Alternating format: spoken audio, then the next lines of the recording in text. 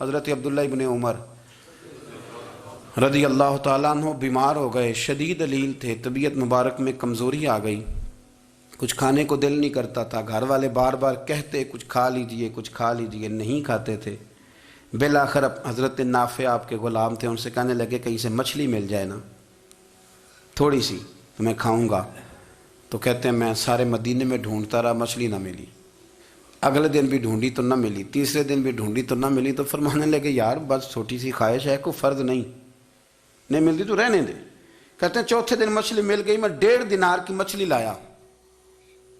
لا کے حضرت عبداللہ ابن عمر رضی اللہ تعالیٰ عنہ کے سامنے جو مچھلی رکھی تو آپ نے لقمہ روٹی کا توڑا تھا، مچھلی کو لگانے لگے کہ دروازے پہ فقیر نے آ کے آواز دی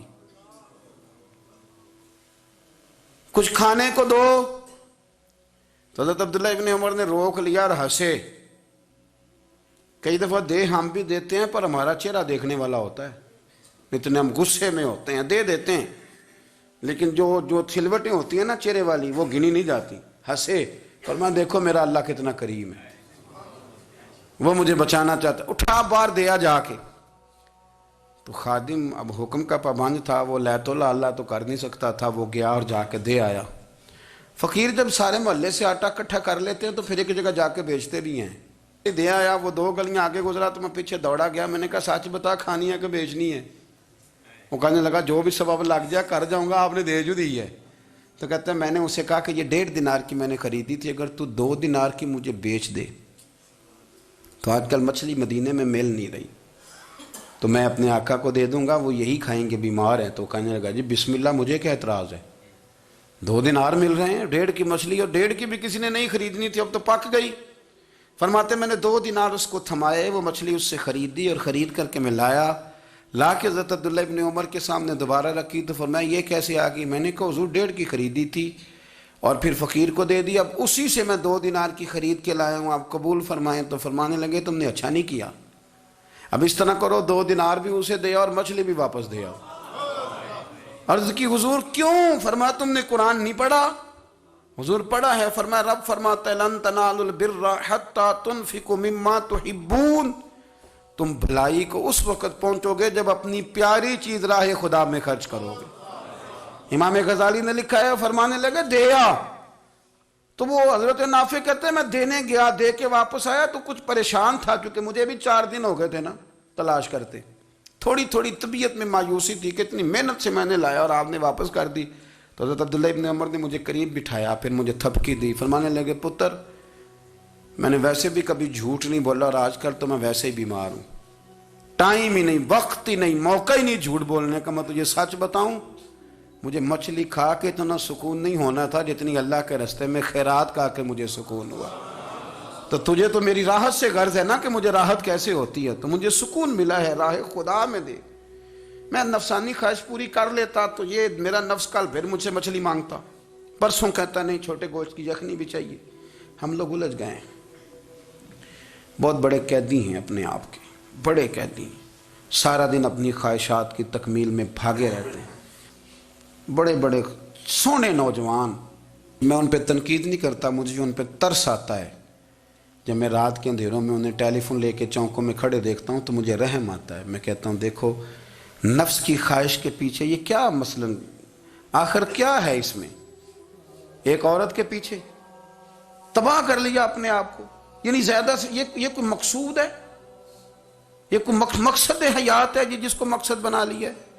میرے عزیز بات کو سمجھ لیں، اتنا خوبصورت آدمی ہے اور اتنا اس کا اونچا قد کاٹ ہے، اور کیا کس کے پیچھے یہ بھاگا ہوا ہے؟ بڑا سمجھدار، دانشور، عقل مند آدمی، ذی روح بندہ، لیکن اس کا سٹیٹس آپ یہ ملاحظہ کریں کہ وہ 20-40 ہزار کی خاطر جھوٹ بولتا ہے، دھوکہ دیتا ہے، فریب اور فراڈ کرتا ہے۔ ہم اپنی نفسانی خواہشات کے پیچھے اس طرح بھاگتے ہیں کہ ہم اصل سے رہ جاتے ہیں۔ میری باتوں کی سمجھ آ رہی ہے آپ حضرات؟ تھوڑا تھوڑا کر کے ایک ایک کر کے ان کی باتیں کم مانیں۔ وہ ضروری تو نہیں نا کہ سویرے ناشتہ بازار سے اپنی مرضی کا تگڑا کیا ہے، بازار سے لا کے پوڑیاں چنے بہترین کھائے، اور پوڑیاں چنے ابھی کھائے نہیں، شاپر میں ڈالے ہوئے ہیں، اور وہ لے کے ابھی آ رہا ہے تو ساتھ ہی رستے سے گوشت بھی چھوٹا اچھا لگا تو 2 کلو وہ بھی لے آئے کہ پوڑیاں چنے کھاؤں گا اور دوپہر کے لیے گوشت پکاؤں گا. وہ پہلے یہ تو کھا لے صاحب, اس سے تو نجات پا لے. یہ پتہ نہیں ہضم ہوتا ہے کہ کچھ اور کرتا ہے تیرے ساتھ, لیکن وہ گوشت بھی ساتھ لے آیا. یعنی ٹیبل پہ, ناشتے کے ٹیبل پر بیٹھ کے فیصلہ ہو رہا ہوتا ہے کہ ہم نے کیا کھانا ہے, ہم نے کدھر جانا ہے. سنگیو یاد رکھو, باتوں کو سمجھو اور غور کرو. یہ تھوڑا تھوڑا کر کے جب ہم چھٹکارا حاصل کرنے کی کوشش کریں گے نا, چھٹکارا حاصل کرنے کی, کہیں جگہ سے, کسی جگہ سے اگر آپ کو تنبیہ ہوتی ہے نا, تنبیہ, اس میں بھی بڑا مزہ آتا ہے. اس میں بڑا, ہمارے ایک بزرگ تھے, تو ایک دن نا میں گیا تو کہنے لگے الحمدللہ آج میں بڑے سکون میں ہوں. میں نے کہا جی وہ کیا ہوا؟ کہنے لگے میں اپنے آپ کو بڑا پیر صاحب سمجھنے لگ گیا تھا. تو ایک وابڈا کے کسی آدمی سے کام تھا, تو میرے ایک دوست نے مجھے کہا کہ پیر صاحب اس کو ٹیلی فون کر دیں, سنا ہے آپ کا عقیدت مند ہے. میں نے اس بندے کو ٹیلی فون کیا تو کہتا ہے پیر صاحب میں عزت آپ کی بڑی کرتا ہوں پر یہ کام نہیں ہو سکتا. کہتے ہیں جب اس نے مجھے کہا نا تو کچھ بھی نہیں, تو مجھے بڑا مزہ آیا ہے, ورنہ میرا تو نفس پھول گیا تھا. میں تو سمجھتا تھا کہ جو میں کہتا ہوں ویسے ہی ہو جاتا ہے. کہتے اس نے تھوڑا سا نا مجھے لیول میں کیا ہے, مجھے مزہ آیا. یہ لوگ نا اپنے اوپر بوجھ ڈالتے تھے, یہ تھوڑا تھوڑا پیچھے ہٹتے تھے, یہ سمجھتے تھے کہ اس طرح تو ہماری تکمیل رہ جائے گی. صبح سے شام تک اگر اسی نفس کی باتیں مانتے جائیں گے تو خرابی کرے گا. دولت کا نشہ ہے بھائی, دولت کٹھی کرنے والا کسی جگہ سیر نہیں ہوتا. حسن کا نشہ ہے, حسن کا نشہ ہے. حضرت ابو بکر شبلی رحمۃ اللہ علیہ فرمایا کرتے تھے جو تیری بیٹی کو خوبصورت سمجھ کے اس کے ساتھ نکاح کرنا چاہے اسے بیٹی نہ دینا. حضرت جی کیوں؟ فرمایا حسن تو تھوڑے دن کے بعد ختم ہو جائے گا, پھر وہ اس کی قدر نہیں کرے گا, وہ تو کہیں اور منہ مارتا پھرے گا. حضرت ابو بکر شبلی رحمۃ اللہ تعالیٰ علیہ کی بیٹی خوبصورت تھی. ایک نوجوان کہنے لگا میرا نکاح کر دیں. آپ فرمانے لگے پتر تو 1 مہینے کے بعد آنا, کر دوں گا. بڑی موٹی تازی خوبصورت صاحبزادی. تو حضرت نے اسے دوائی کھلائی, اسے پخانے لگ گئے. جو پخانہ کرتی ایک مٹکے میں سنبھال دیتے. تھوڑا وقت گزرا تو وہ ہڈیوں کا پنجر بن گئی. مہینے بھر میں دست اتنے آئے کہ کمزور ہو گئی. تو ابو بکر شبلی 1 مہینے کے بعد نوجوان کو بلایا, فرمایا ادھر آ تیرا نکاح کروں. بچی دکھائی تو وہ کمزور بستر پہ پڑی. فرمایا شادی کر. کہنے لگا اس سے نہیں میں نے کرنی. فرمایا یہ وہی ہے؟ کہنے لگا جی نہیں. فرمایا تو کہتا تھا مجھے عشق ہے, کدھر گیا تیرا عشق؟ کہنے لگا حضرت صاحب آپ کیسی بات کر رہے ہیں؟ فرمایا ادھر آ. پھر وہ مٹکا جس میں گند رکھا تھا وہاں لے گئے. فرمانے لگے تیرا اس کے ساتھ عشق تھا, یہ ہے تیرا عشق. فرمایا اسے تو میں 4 دن روٹی کھلاؤں گا پھر تندرست ہو جائے گی, لیکن میں دیکھنا چاہتا تھا کہ تو میری بیٹی سے پیار کرتا ہے یا اس کے چہرے پہ آنے والی کچھ وقت کے لیے سرخی سے پیار کرتا ہے, اس لالی سے پیار کرتا ہے جو جوانی کے وقت بچوں اور بچیوں پہ آتی ہے. کس چیز کے دل دادا؟ یعنی کیا مطلب؟ نفس کی غلامی, سراسر غلامی.